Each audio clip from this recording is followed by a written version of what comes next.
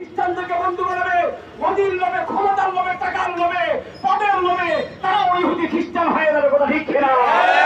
এবং বলছেন ইয়া আইয়ুহান নাবিয়্যু ইত্তাকিল্লাহ ওয়া লা তুতি'ল কাফিরিন ওয়াল মুনাফিকিন। তোমরা কোন ইহুদি খ্রিস্টান, কোন মুনাফিকের অনুসরণ করবে না। ঠিক কিনা? আমরা প্রয়োজনে জীবন দিব, তারপর ইহুদি খ্রিস্টানের মোদির অনুসরণ করবো না। ঠিক কিনা মুসলমান? প্রয়োজনে ইহুদিদের বিরুদ্ধে, খ্রিস্টান পাইগার টাম্পাঙ্গের বিরুদ্ধে, মোদির বিরুদ্ধে আমরা কারা কারা জিহাদ করবো। জিহাদ শুধু আল্লাহ দেখায়। বলেছেন বলিন কারাবারকুম ওয়া আবনারকুম ওয়া ইখওয়ানুকুম।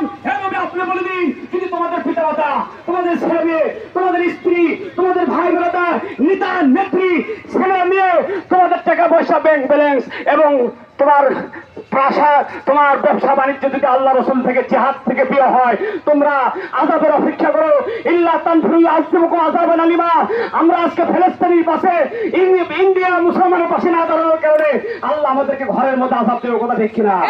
আমরা প্রয়োজনে আল্লাহর গজব থেকে বাঁচার জন্য সব কিছু থেকে নিজের পিতামাতা, ভাই বোন, নেতা নেত্রী, খালেদা হাজিরা থেকে আল্লাহ এবং রাসূলকে, তার আইনকে, জিহাদকে প্রয়োজন আমরা অগ্রাধিকার দিব। তারপর শহীদি মৃত্যু আমরা কামনা করি। তারপর আমরা বেঈমান মুনাফিক কাফের ইন্ডিয়ার, ভারতের দালালি করবো না। কথা ঠিক কিনা? আমরা প্রয়োজনে জিহাদের, আমরা ইহুদির বিরুদ্ধে বাংলাদেশ ইসলামী আন্দোলন থেকে জিহাদ ঘোষণা করলাম। মোদির বিরুদ্ধে, ইহুদির